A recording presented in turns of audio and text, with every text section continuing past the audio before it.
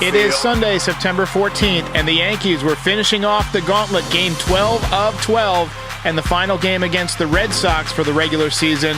Will Warren was on the mound, and he was matching up against Garrett Crochet. Could the offense get it done? My recap, your reactions, coming up next. This is Pinstripe Territory. Just wanted to talk, that's all. Well, not ideal. You know how we were saying that there are some games that you just want to flush and just forget about? This is one of those games. The Gauntlet is over. All things considered, the Yankees played pretty well over this stretch of 12 games. They went 7-5. We'll talk more about that in a few minutes. But tonight, obviously, they were down 6-0 early, but I thought that they fought well after that. Now, they did strike out 16 times, which, very Yankee thing to do. But, we had some good performances. We had a nice catch by Slater. We had home runs by Rosario, Judge, and Caballero. Judge is clearly heating back up. He was 2 for 4 tonight and had home run number 48 on the season. But all things considered, you have to consider this stretch of games a success, even if we didn't finish out strong. Tough sports day, says Deja Entendu. Tough day for the football fans as well. Let's go ahead and get to the recap. I'm going to keep this one moderately quick tonight. It is Sunday night. It's late. I like to get to bed early on Sunday. Let's get it going. Franklin says that Caballero has a major weakness at the plate. I mean, he's a .230 hitter. He also hit a home run today, but he's not in there for his bat. He's in there to catch the ball and to maybe make a little bit more consistent contact than Volpe and to steal bases. Referee says, poop day for NYC Sports, Yankees, Giants, Jets. Lose is the word you're looking for. But, and I don't even know what the Mets did today, but let's find out if they broke their losing streak. No, they won. They beat the Rangers 5-2, so congrats to them anyway. But it was clear from the start that this was not going to be an easy game. Crochet was filthy in the first inning. Red Sox jumped out to that 6-0 lead. They were all over Warren. It was hit after hit after hit, like he was throwing batting practice. There were some misplays, too, in this game. Stanton misplayed a ball off the monster. The Yankees let a foul pop-up drop that, should have been caught, obviously. But then, like I said, they mounted a brief comeback. You had the 2-run home run from Rosario in the fourth inning. That made it 6-2. And then Judge went deep to make it 6-3. And you're thinking at this point, they got a real shot. Home run number 48. He's only made contact 3 times against Garrett Crochet, and 2 of them have been home runs. And then, that's a silver lining tonight. He's definitely coming around. He's hitting good pitching, too. And then Camilo Doval, I thought, threw the ball pretty well. That was a positive tonight. It's the best he's looked as a Yankee so far. Caballero cut the lead to 6-4 with a home run. But the Yankees lose this one. The Blue Jays win, so not ideal. Wild card still very much in play for the Yanks. Andrew Droz says Jays own the Yanks. Well, the Yanks just took 2 out of 3 from the Jays.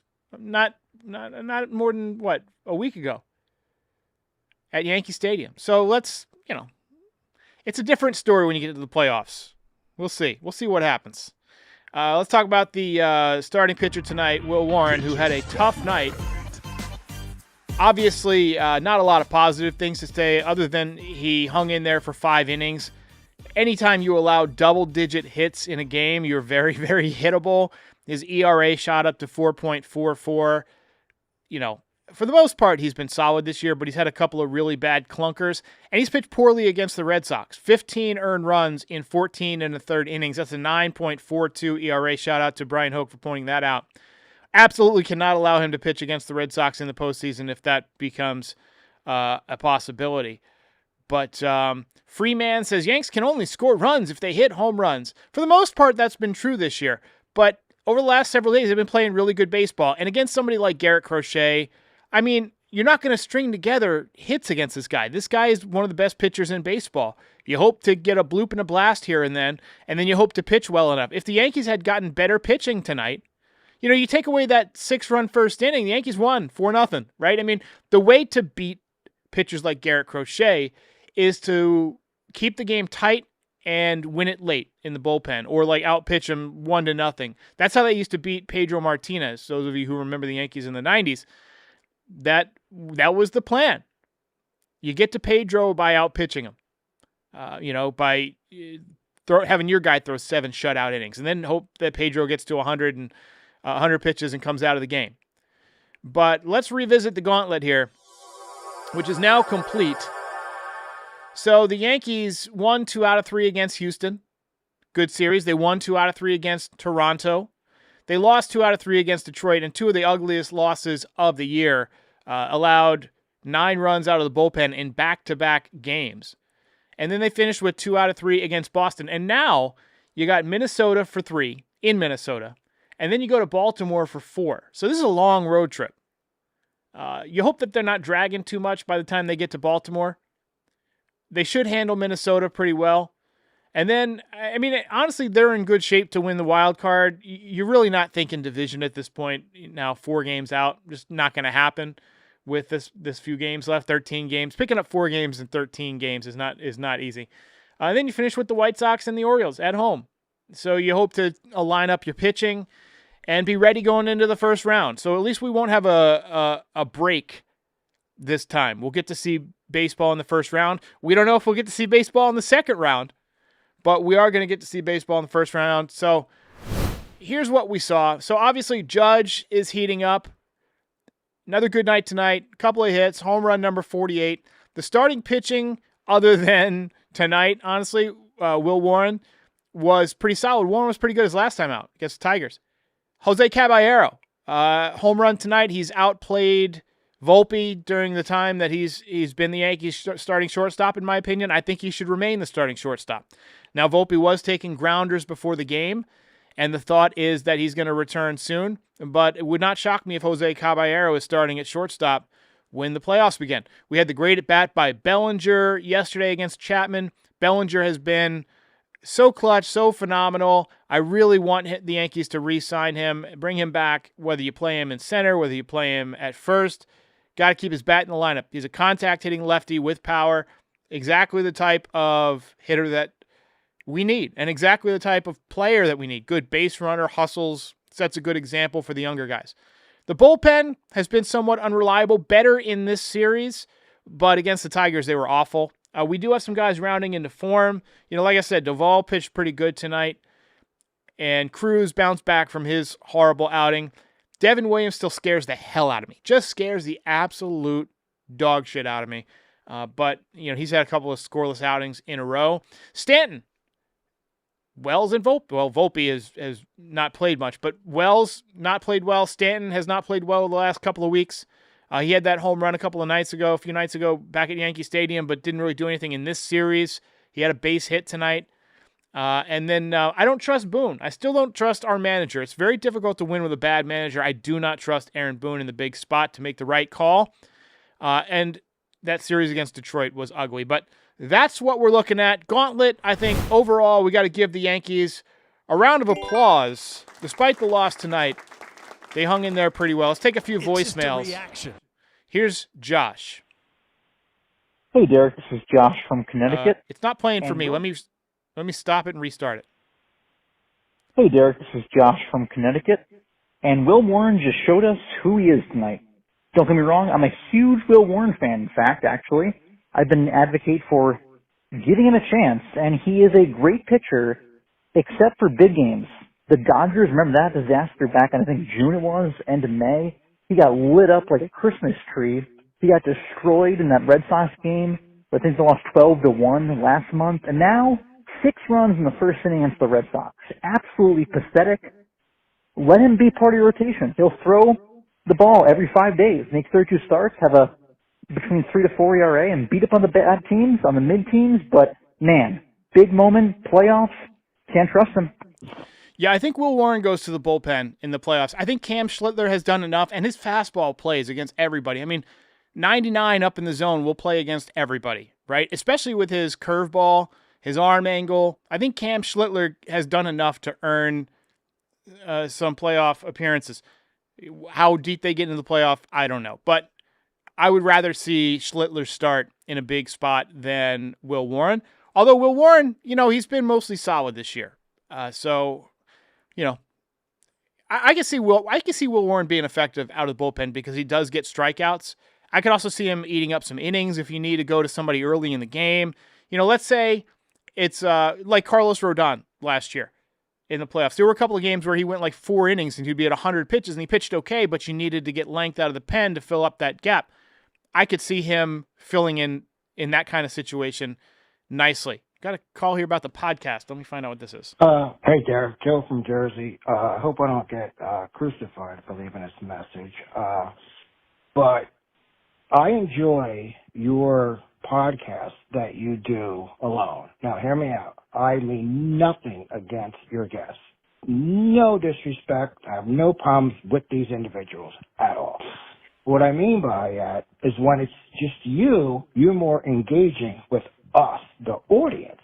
When you're with someone else, I'm sitting here listening to 2 guys talking. I don't know if that makes any sense. It's your podcast. You do what you want. I'm still going to continue to watch.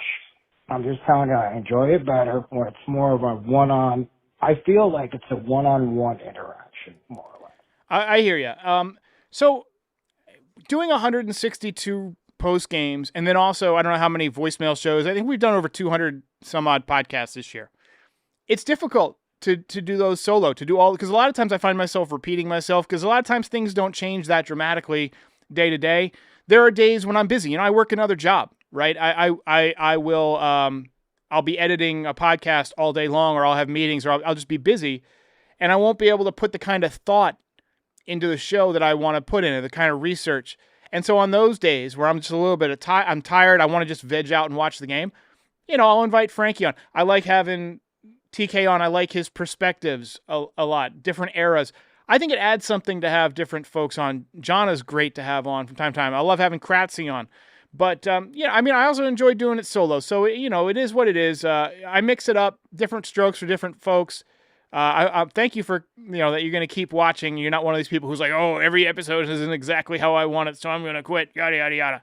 But, hey, it is what it is. I hope you continue to tune in and enjoy. Quick word from Fair Harbor, then we'll wrap it up. FT fam, welcome to the world's most comfortable swimwear. For a moment, we are talking about Fair Harbor. We actually have some show and tell today. This is the liner that you're working with inside of the shorts and the bathing suits. You know what the best part is about this, Scott? What? They have a lot of different options because these are clearly yours, because I would never order this pattern, but that they is look so great me. on you. That is so me. These are so you. Mine are a little bit more plain than this. Yes. But they are super comfortable. The liner, I love liner shorts. Some people don't. But these liners are better than most that I've had on, if not all of them. Yeah, Because this is the best liner out there. No mesh. All of the above is perfect. Exactly. It's really good. You got to give it a shot. Also, fun random fact, you get a new shirt. It smells really good. So head to fairharborclothing.com/FOUL and use code FOUL for 20% off your first purchase. Once again, fairharbor, HARBOR clothing.com/FOUL for 20% off your first purchase, and use that promo code FOUL so they know FT sent you. All right, ladies and gentlemen, we are now moving this squad over to Minnesota, and typically Minnesota has not been much of a problem for the Yankees, so I expect the next few days to go rather well. Baltimore has not had a good year. Man, they've really fallen off.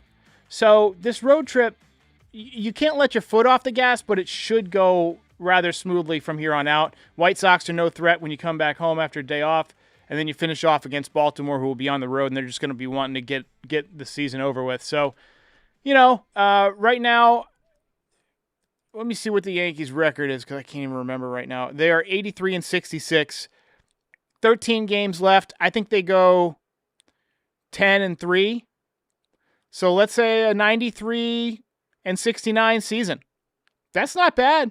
It's better than they were anticipated to do when we lost Garrett Cole. So, it is what it is. you just got to be ready for the playoffs. It's, as Derek Jeter said, it's not the best team that wins in the playoffs. It's the hottest. And when the Yankees get hot, they get scalding hot. Melanie says Minnesota is a must-sweep series. Absolutely, especially if you're thinking division, which I don't think the Yankees really have given up on the division, but I think realistically everybody knows that it's more likely they win the wild card at this point. But, we'll say 10-3, 93 wins. I'll sign up for that right now. Ladies and gentlemen, thanks for watching. I'll be back tomorrow after the game. Reminder, the game starts at 7:40 p.m. because of the time zone. So we'll see you a little bit later than usual, but I will be here, and I'll catch you then. If you enjoyed this content, please hit that like button and subscribe. Check out NYYDesigns.shop for some great merch. Support our sponsors. It helps keep the show going. And you can find us on all major audio platforms, so be sure to subscribe there too. But most importantly, come back again soon. We'll see you next time.